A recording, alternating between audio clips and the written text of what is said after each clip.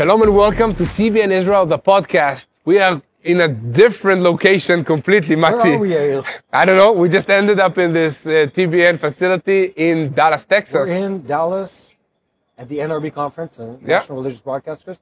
I don't like that they put us so far away. Yair. It's very hard to talk like this. After being across to talk to you. Well, they understood that... It's been a whirlwind of getting here. Flights from Israel are not as they used to be. So we flew here from Dubai and then to Texas because, because of the war, there are not much flights going on. We're still waiting for American Airlines to come back to flying on a regular basis. Yeah. From here, or from Israel to here. By the way, if anyone's watching this at home, it's safe to come to Israel. It really is. It is. No, it's funny, but it is. Like, we are fighting, but the war is on the, borders or in the areas of the enemies that we are winning. So inside the cities, it's very safe. But regardless, listen, what are we talking about today, by the way? Today we're talking about what next. What's next in Judea and Samaria, in the ceasefire agreement with Hamas, the ceasefire agreement with Hezbollah, what's going to happen with the Houthis. Remember the Houthis? I'm going to open up our script. So this is what's the situation. And the operation in Judea and Samaria. Mati has been spending at least 3 weeks in Judea and Samaria because he was called again. Yeah, and actually, as we sit here, I briefly escaped from reserves to come to this conference, and then I'm going back in. You see? So it's been a season. Yeah.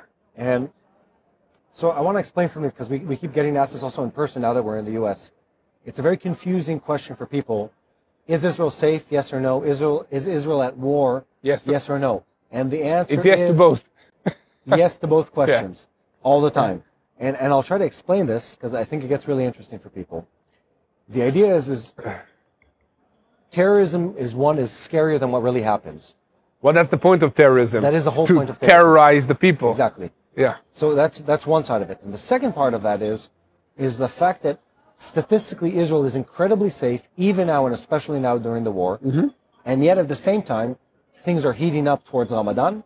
Things are heating up when it comes to Judea and Samaria. Yeah. Things are heating up when it comes to, let's call it Iran's last-ditch effort to get people involved in Judea and Samaria and let's call it grassroots terrorism. Yeah. Because they've lost everything else. They've lost the Houthis, they've lost Hamas, they've lost Hezbollah, they've lost almost everything. Now what they're trying to do is run to the nuclear bomb. Exactly. And so basically we got a lot to talk about, and what's next, we'll have to break what's next because it's divided into a few areas, a few conflicts, a few operations that the IDF is involved in. So I think that we should start... Before we continue, can we get a little closer? So we're going to start with Judea and Samaria now. And by the way, guys, this is okay. I mean, this is a freestyle podcast. Everything goes on the air. So we like it rough like this. So don't worry. No need to cut anything. And guys, if you haven't subscribed yet, please subscribe to TBN Israel. Click this little bell button so you never miss another episode of TBN Israel, the podcast. And one day we will have a name for this podcast, Mati. I think the TBN Israel podcast is a perfect name. It's the best name. As we see, now we have a logo. Yeah, and besides, when we tried to find a name, half of the names were jokes about my bald head and you. Yeah. And that's literally what half the names were jokes that have to do with our characteristics. Exactly. So we'll just move on from that. Anyway, so we're breaking down 3 main points today. Yeah, Judea and Samaria. Judea and Samaria, Gaza Strip, northern border. Exactly. And I think the big question is, in the back of everyone's head is are we really at the back end of a war? Or is it this ebb and flow of violence rounds that we've been experiencing for 15 months at this point? And there is no simple answer to that. That's the difficult part. What we're going to try to do is, from our hands-on or boots-on-the-ground experience, pun intended. Boots on the ground, no hands-on. Hands-on is harassment. It's a different program. It was taken already. Just kidding. Anyway, for the boots-on-the-ground perspective, what's really happening in Israel? Yeah. What people outside of the country need to understand about what's happening, and should we be concerned or not? Yeah. Because it's really a tricky situation that we're in right now. I've been called back into reserves simply because things in Judea and Samaria haven't calmed down. Yeah. We have soldiers on the border with the Gaza Strip and inside the Gaza Strip simply because the ceasefire could break any moment. We have outposts inside Lebanon. We had a rocket flying from Rafiah in Gaza towards Israel just a few days ago. Exactly. I mean, the war is still ongoing. And the situation... What? But it is? Yes? No, I would say no. What my sense would be is we're not at the war that we were in the past. war because war talks about high intensity, high scale. No, I think there's war and there's peace. We're not at peace. No, we're at war. The war between wars, you mean? Exactly. So in Israel, we have this term that's called mabam, the war between wars, or the campaign between wars. The campaign between wars. That's where we're back at again. Yeah. It's just we have more campaigns ongoing than we did in the past. True. So we have an ongoing military presence within Judea and Samaria. It's far greater than it was before October 7th, 2023. Same goes for the Gaza Strip. Yeah. Same goes for Lebanon. Same goes for Syria. And those are that is the outcome of the lessons learned by the Israeli army and the Israeli government in the past 15 months. Then to add on top of that complexity, which we'll break down, there's a whole other question that we deal with in Israel every year, is in the peaceful month of Ramadan. Is it going to be, how many riots are we going to have? How much of a war is it going to be? Yeah. And that's what happens every single year. That's coming up in just a couple days. In a week, yeah. I think it's supposed to be March. March 1st should be the first day of Ramadan. Ramadan is, by the way, Ramadan is the holiest month in Islam. In this month, the Muslims fast from, I think it's morning to evening, and then they have these celebrations, family time. It's a time of prayer, of interception, of like better yourself. But sadly, the terrorist organizations and radical movements are using this month in order to rally Muslims to carry out riots against Israelis, against the security forces, especially in Jerusalem on the Temple Mount. Okay, and this is the situation, and every year this is happening.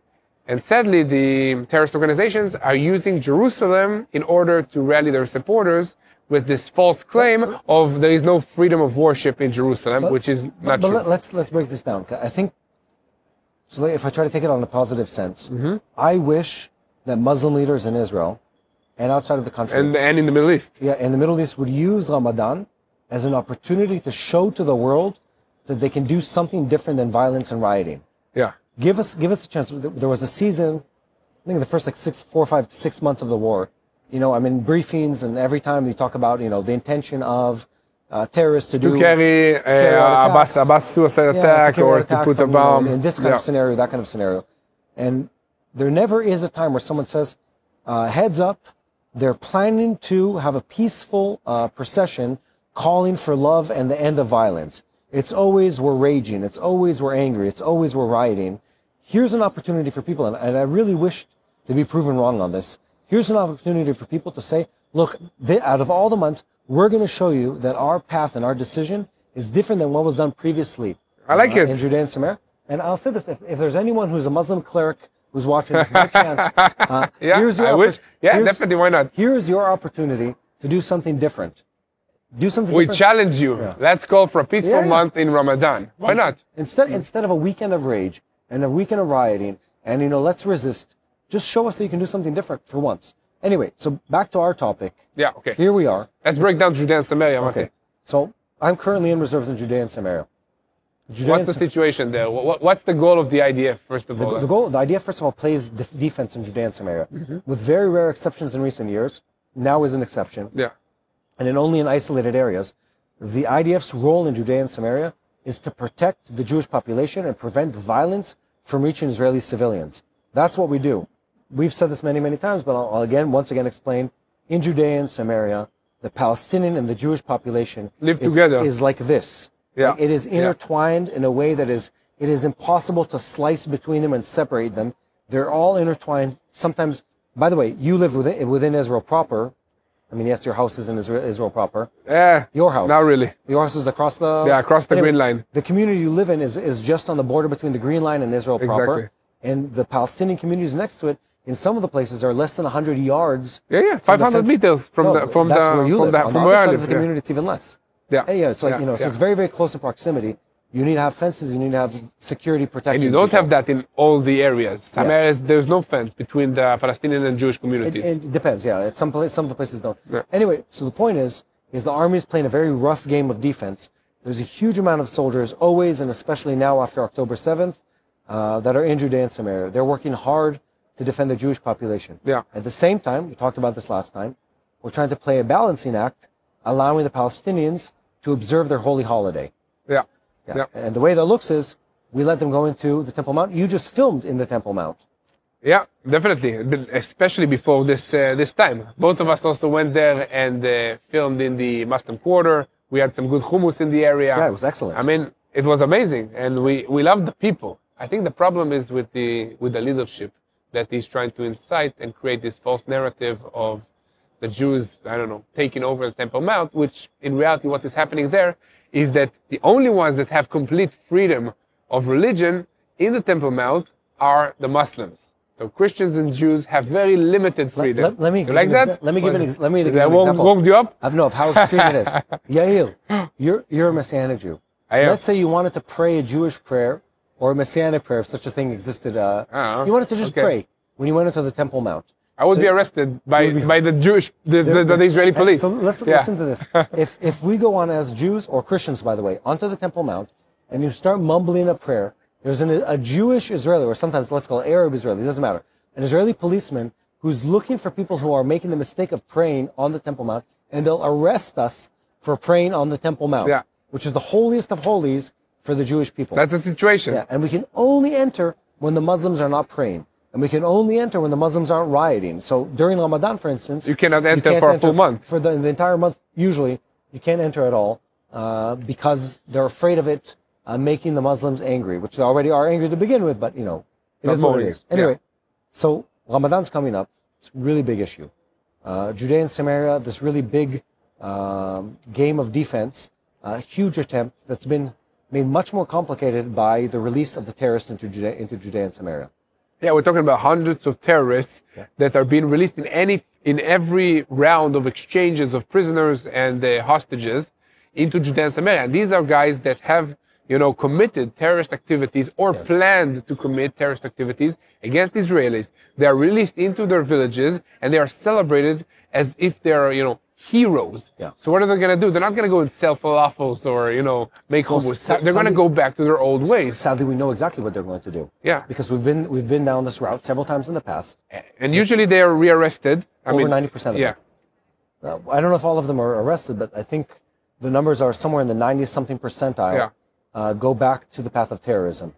Even though they committed to, by the way, they contractually commit not to going back to terrorism. That's part of their release agreement. So whatever, what a surprise. You know, what a shocking. Shocking terrorists violated the agreement, you know, Anyway.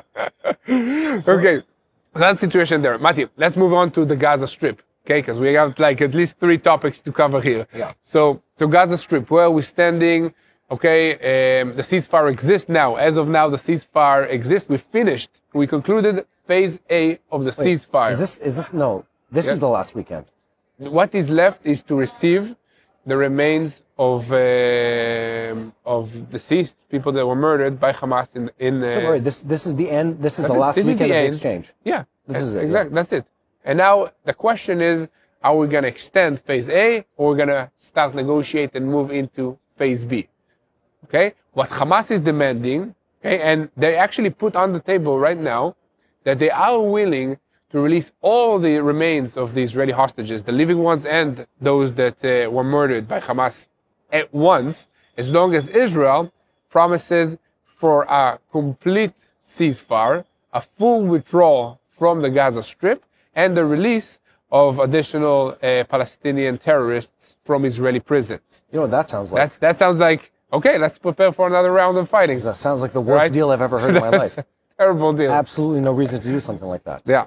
So it's interesting. But that's what Hamas wants. Okay? People are asking this question, and we've heard this a lot, both in the comments and from in person. People are asking, did Hamas violate the agreement, and did Israel violate the agreement? And the answer is yes. So the agreement was written in a way where it's impossible not to violate it. It's very hard to actually, and it's intentional. Yeah. It's intentionally vague to begin with. So Israel had a very hard time doing exactly what the agreement stipulates, because a lot of it has to do with Palestinian cooperation. The Hamas, on the other hand, intentionally violated the agreement on every step of the way. And in the agreement, it says that within phase 1, by week 6, I believe, of the agreement, you're supposed to be in negotiations about the details of stage 2. Right? Correct me if I'm wrong. That didn't start. It didn't even start. It didn't even start. So we're already weeks beyond a breach of what the intention or the spirit of the first agreement was. Yeah. We're weeks beyond that point. So now that we know that, There is no phase 2. Phase 2 was supposed to be the next phase of releasing all the hostages. Yeah. What do we do now? There are more hostages, so we need to keep There are going. more hostages. There is. So at the moment, what? There's like around 60 hostages in the Gaza Strip. 35 of them are already dead, as part of what Israel is saying. And that was confirmed. And then you have around, 20 hostages that are still alive. Are you counting down from 40? Yes. Thank you. We have plenty of time, Yair. Oh, man. We can slow down. I was hoping the time would go faster with you. This is what happens. You show a clock to 2 Israelis. Now we know we have all the time in the world. Yeah, we can keep going for hours now. Okay, so Well, what do you think? What are we going to do with all the time we have here? What do you think is going to happen? There isn't going to be a phase 2 of the agreement. So what? Is going to extend phase A? I think so. And is Israel going to withdraw from the Philadelphia corridor? Yes. Which is basically Yes, bordering between Gaza and Egypt. That's from where most of the ammunition was smuggled into the Gaza Strip. I'll tell you. You think they will? Yeah, I'll tell you we have a problem. Israel has an internal problem. Israel in the agreement, Yeah. you both of us know this because we follow these things. Most of the Israeli public doesn't know that the Israeli government agreed to things that the public isn't aware of. For sure, yeah. For instance, 2 main points that we always said we would never do, which were withdrawing from the Netzarim corridor and withdrawing from the Philadelphia corridor. And we already withdrew from the Netzarim corridor. Exactly. We already did one of them and we already agreed to withdraw from the other. Here's the problem. Prime Minister Netanyahu, he's made this very bold claim months ago that the reason the negotiation wasn't going forward because they were insisting on remaining in the Philadelphia corridor. Yeah, and everyone knew the reason, and they didn't have the guts to say to the Israeli public, look, we're never planning to actually hold on to this corridor. It was just a negotiation tactic. We've already capitulated on this and given it away. Yeah. And that's where we are. So we have this internal problem of not being able to have a fully transparent conversation. Then the external problem is Israel's entire goal in all of this was trying to find a solution to remove Hamas. No, listen, the goals of this war was 1, to destroy Hamas, and 2, to retrieve the hostages. That's it. That's the goals of this war. And now it seems like if you agree to any kind of agreement with Hamas, it's hostages, but let us maintain our control and military power in the Gaza Strip. But even in those kind of things, this is where it's tricky. Governments speak to the public usually with simplified messaging. Because, for instance, both of the things you just quoted, which are exactly what the government said we'll destroy Hamas. What does that mean, destroy Hamas? Yeah. The government itself says, from the Ministry of Defense and down, you can't destroy an idea. There's such a thing doesn't exist. You cannot, terminate or arrest all the members of Hamas. It's not realistic. And then on the other hand, when it comes to the hostages, this is several generations back, but let's say the head of the hostage program, what was his name? Yair Lotan back in the... Anyway, forget the name of the general. Okay. Back in January or February of 2024 already said, just so we're all on the same playing field. Gal Hirsch. Okay. No, it wasn't Gal Hirsch. No, before? Gal Hirsch was responsible for the negotiation. It was Itur Shvoim Nedarim, the guy responsible for identifying and bringing them back. I forget the guy's name.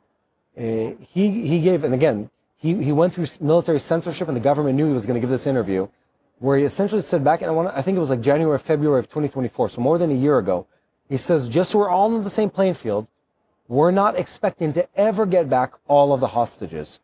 And he gave this long explanation of some of them were killed in the first days of the war, the place of burial is unknown, the Hamas themselves don't know. So already we know we can't do all of that, and yet we state these things where it's almost impossible to fully get everything you're expecting. Yeah. Tricky situation. Very tough. Yeah, I don't envy Netanyahu in his position now. And let me add another, element to this troubling decision-making process, which is the Trump administration. Yeah. So Donald Trump comes into the picture, says, by this date, you must have an agreement. I don't care, you must have an agreement. So... It's bizarre. I don't think we were talking about this, and we've reported on this on Booth several times in recent weeks.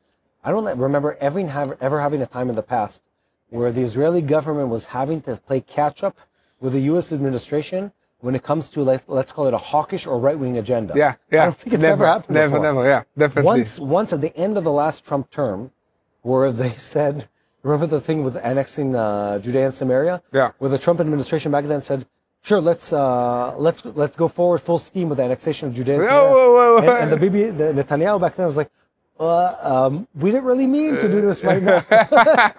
Let's wait a little bit. We were caught off guard. Anyway, so we're in this really weird position. well, we don't want to disappoint the American administration. They've done everything in their power to equip us, to publicly support us, to prevent the UN from passing any resolutions against us, for shaming and, what's the word?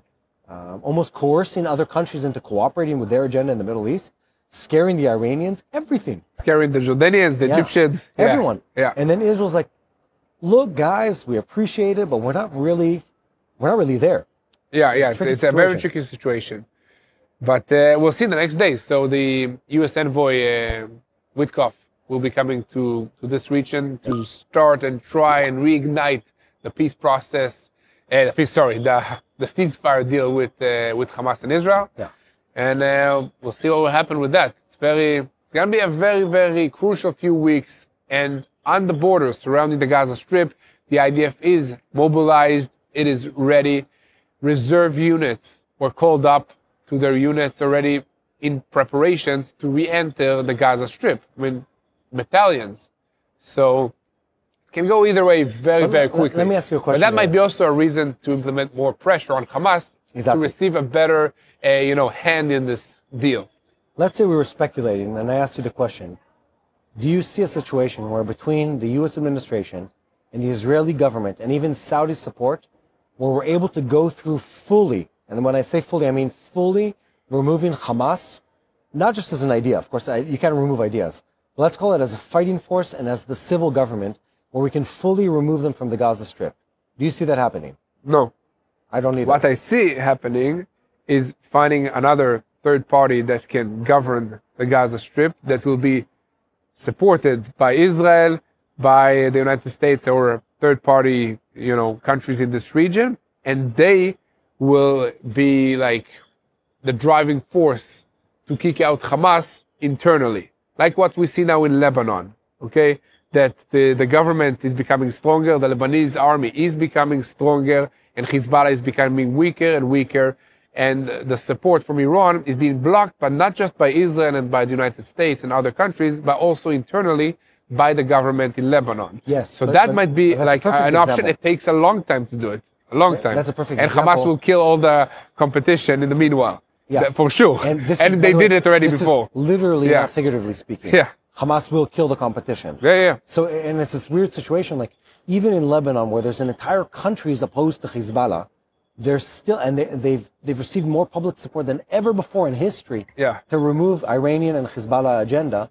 They still are unable to fully remove Hezbollah. True. Still. True. Still, no, I know. Both politically, on a military level, and also on a on the ground kind of a basis. So Hamas, all the more so, even if you brought in a competition to their governance in the region, they've shown time and time again that they're willing to sacrifice as many Palestinian young men and women to die for the cause, quote unquote, out of their hatred to the people of Israel and Western thought. They're willing to kill them. They have the weapons, they have the financial backing, and they're willing to do it also without the financial backing. Yeah, definitely.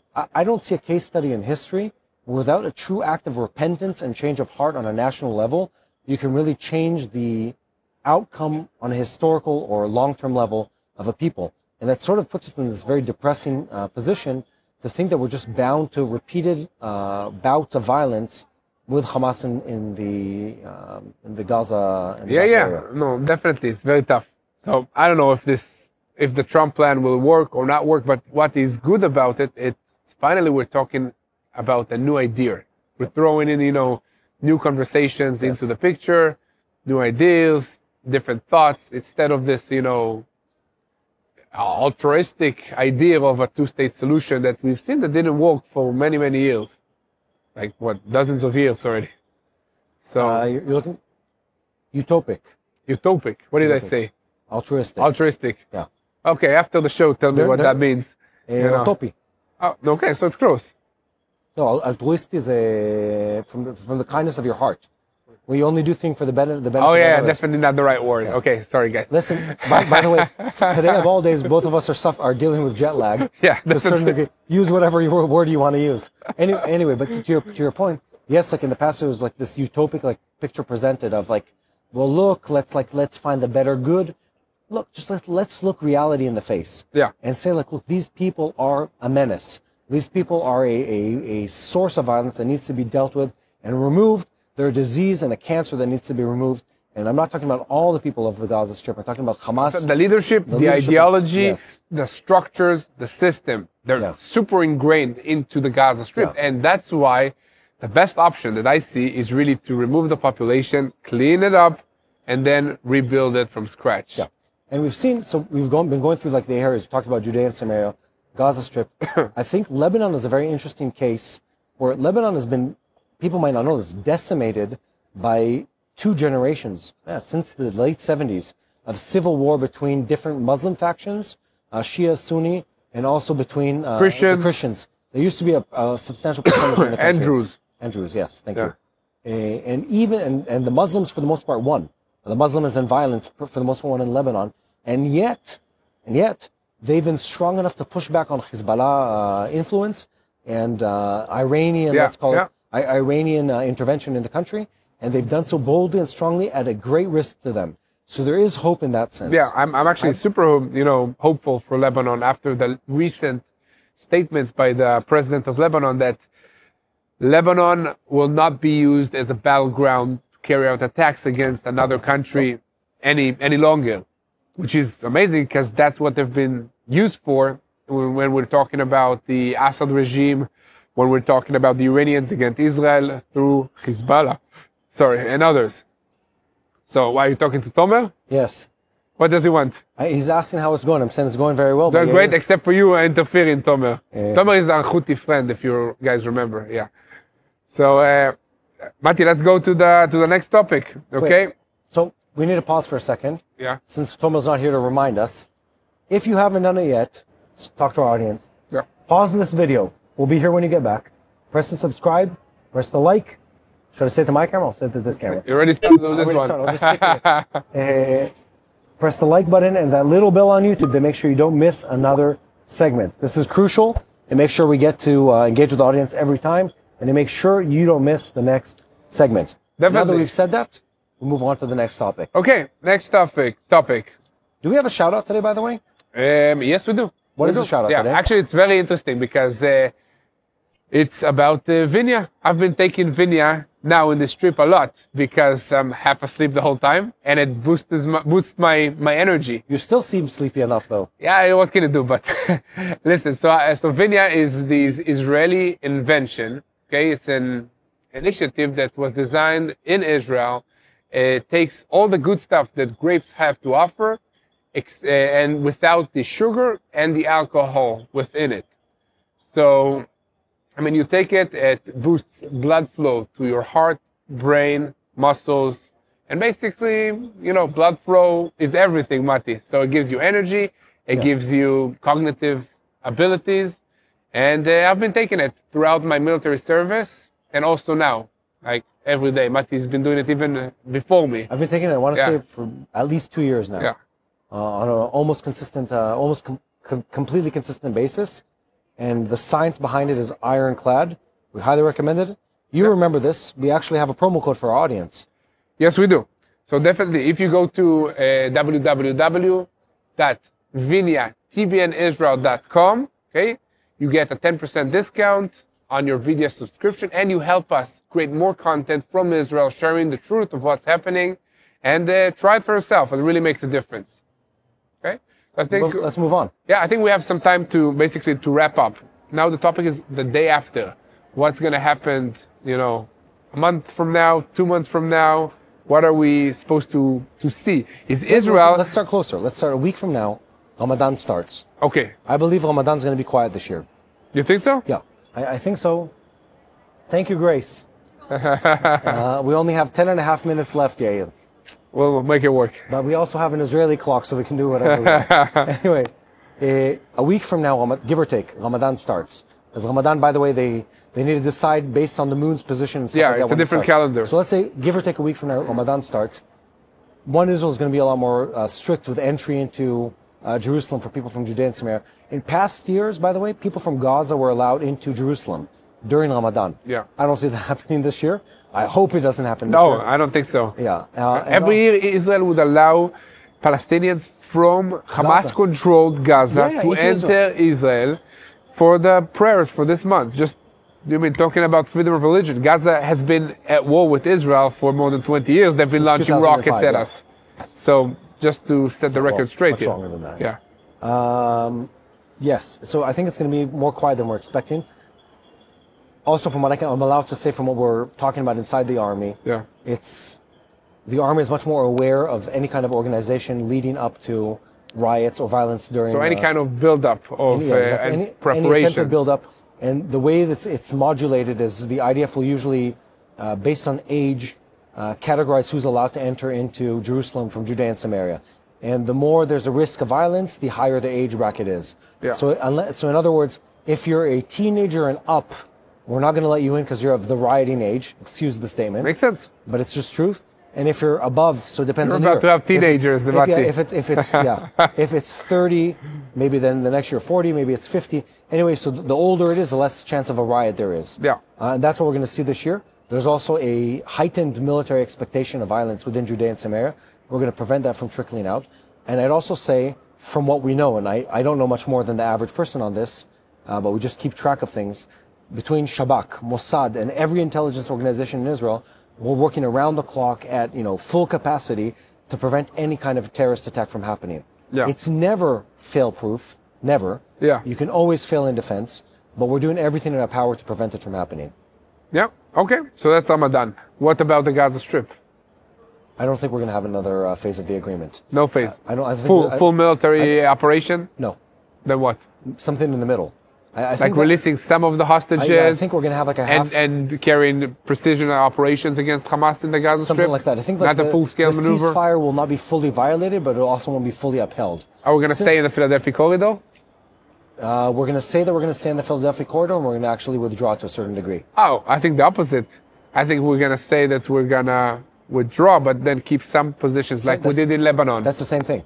Okay. We're going to partially withdraw and say that we didn't, and we're going to partially stay in and say that we did. We're going to say to Hamas we did withdraw, say to Israel we did withdraw. Okay, yeah. I got it. I'm with you. Because it's the same thing in Syria. We say, look, we withdrew from within Syria proper. Yeah. But actually, we have 5 bases within Lebanon. With a and DMZ within Syria, around them. exactly. With a DMZ around them. What's DMZ? Demilitarized zone. Okay.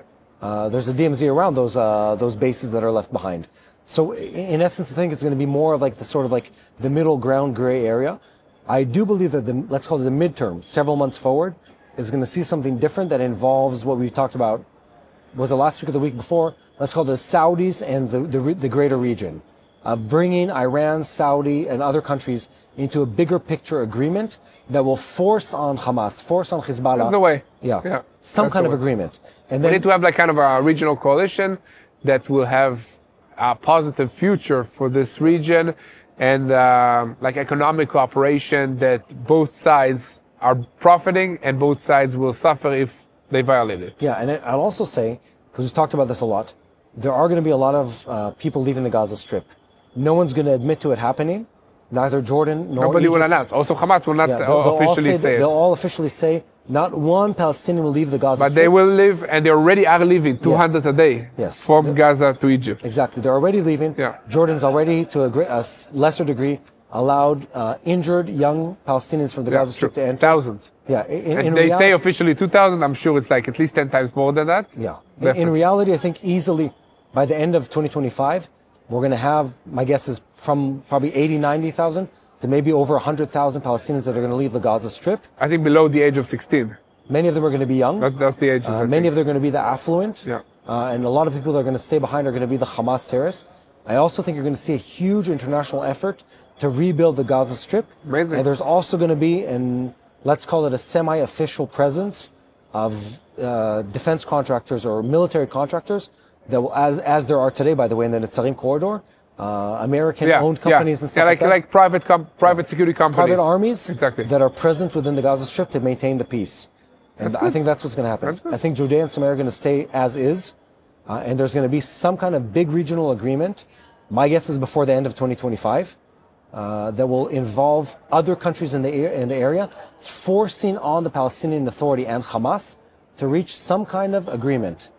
Some kind of agreement. Sounds good. Sounds good to me. I mean, I don't know that it's going to change to a great degree the reality on the ground. Yeah. I just know that we're going to see a big agreement that will create the the news spin and the sense of optimism that is required for people to say, good enough, let's move on from this topic.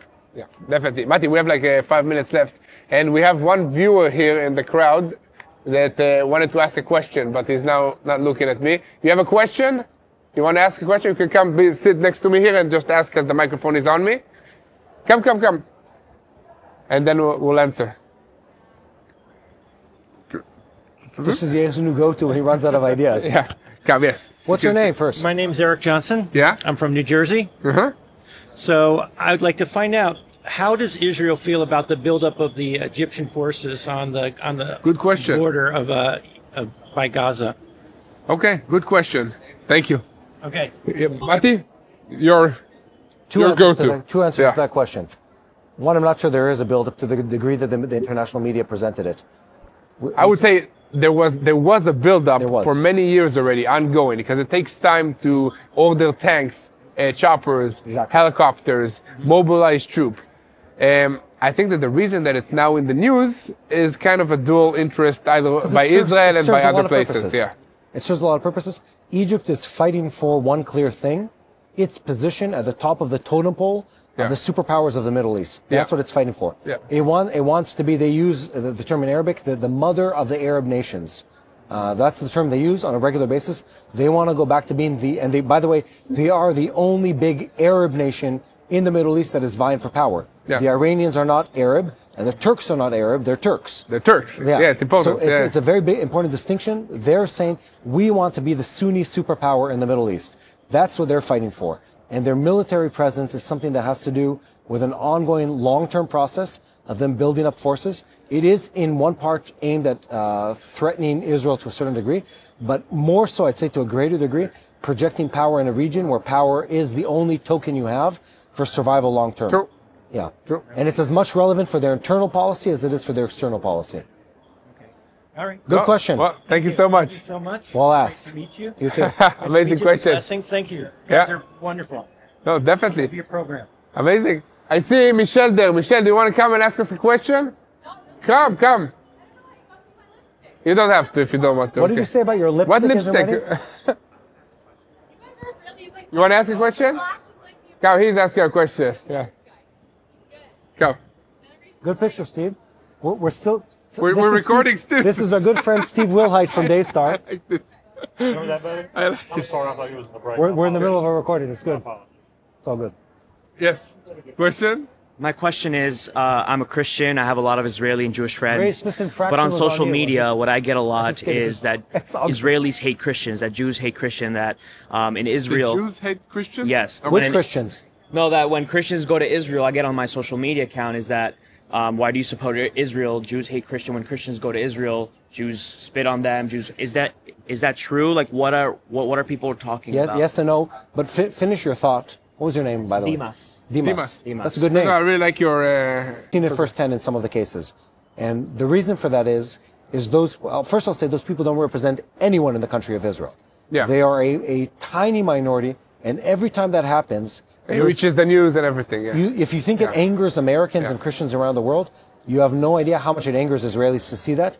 Every person in the Israeli government, including the ultra-Orthodox, immediately publicly stands against it and says this does not represent us, this is not a religion. This is not how we welcome neighbors, how we welcome visitors. And all in all, so except for these, small incidents that do happen, I'm not going to lie about it. It does happen, but very, very rarely the country of Israel realized, especially now during this war, that the only friends and the best friends of the Jewish people are, here you go, if you want to speak, you can hold this, are the Christians, the Bible-believing Christians around the world. Yeah. And that goes also in terms of economic support, in terms of, tourism, in terms of aid throughout the world, let's for give sure. a practical example from where we're sitting today. You've been at NRB? We're at the NRB. We're at the conference. You've been inside the exhibit. Almost all the Jews that are here at the conference, or many of them, wear a kippah, a little Jewish, what do you call it? Yarmulke. Yarmulke on their head. that means, by the way, that they're Orthodox. And those Orthodox Jews know that Christians love them and support Israel, and that's why they're here. That's why they come here, yeah. That represents the majority of the Israeli public. And you can also talk about the official stance of the government of Israel, which recognizes, the Christians and the Bible-believing Christians and the evangelical Christians and the biggest supporters of Israel.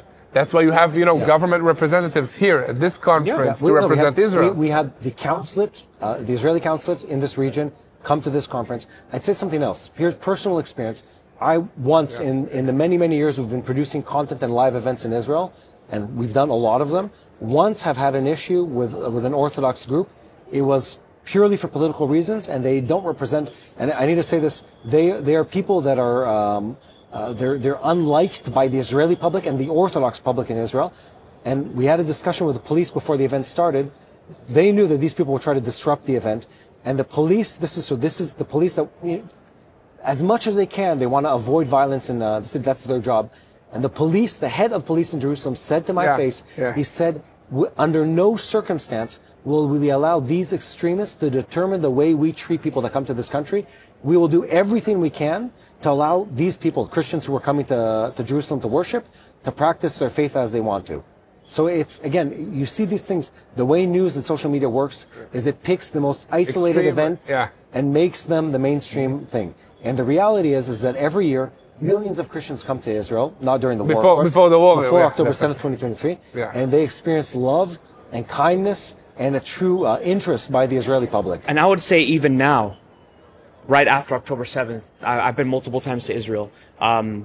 It's the amount of love that we get when people come, when I'm going into the streets. I'm not only in Israel, in Judea and Samaria, in the south and the north. I also feel even more love. They see that we're just they don't even know that we're Christians or anything. You're coming to visit Israel now? We love you. Come inside, get coffee, get tea. That love has even doubled now after the war because of how much Israel loves its friends. Well said, Dimas. Thank you. Love your sweatshirt? Thank you. Thank you so much. Where can I get a hold of one of them? I can get you one downstairs. I'll come and find you. Yeah, Amazing. That's my middle name, Zion, by the way. Thank you so much. Hey guys, well, this is all the time that we have. Thank you, Mati. Again, thank you, Yair. Great show. And guys, please share, like, subscribe, click this little bell. Help us reach the world with the truth of what is happening in Israel over there, because we're in Dallas, Texas now. And keep praying for the peace of Jerusalem. Hello, this is Mati here in Jerusalem with TBN Israel. This is Yair Pinto from TBN Israel here in Jerusalem. TBN Israel is keeping viewers informed with Israel-focused news, culture, and what God is doing in this land. Support TBN Israel today online at tbn.org/Israel.